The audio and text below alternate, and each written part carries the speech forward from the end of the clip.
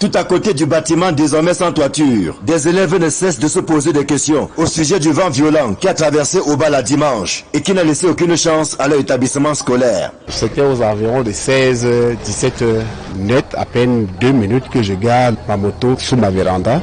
Je suis un bruit derrière moi. Alors quand je me retourne, je trouve que c'est la toiture du CES. Effectivement, j'ai eu peur.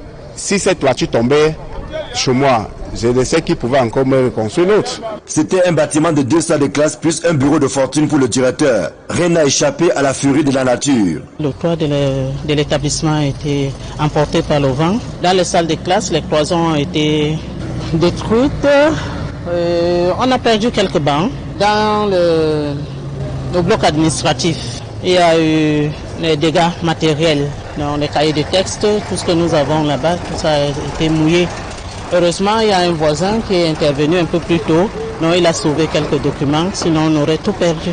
Ce que nous voyons là, en réalité, est la somme des sacrifices des habitants du village qui sont battus comme des beaux diables pour permettre aux enfants d'avoir au moins des conditions acceptables d'apprentissage. Ce CS a été créé en 2016.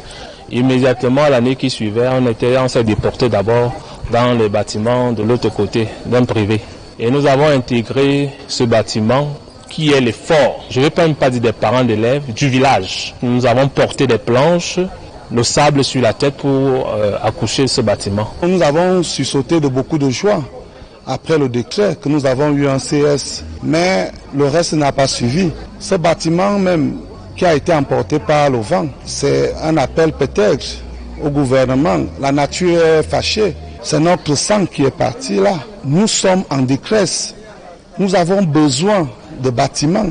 Nos enfants sont dehors. Les autorités locales ont été illico presto saisies et nul doute que les pleurs des 110 élèves inscrits sont déjà parvenus aux oreilles du ministre des Enseignements secondaires. En attendant de voir le sort qui sera réservé à cet établissement scolaire, le directeur et le corps enseignant se débrouillent en plein air, exposés qu'ils sont à la canicule et ne manquant pas de paniquer lorsqu'une goutte de pluie se signale, comme c'est de plus en plus le cas ces derniers temps.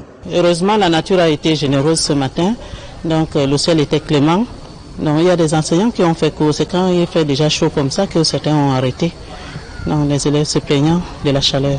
Le cri de cœur de la communauté éducative est aussi celui de ces élèves qui préparent dans des conditions difficiles leur examen de fin d'année. Ils sont inscrits en classe de 3e, ici au CES de Colmelen, plus que jamais sinistré, qui a besoin d'une intervention urgente. Ici Emmanuel Job, Marcelin Gansop, Equinox Télévision.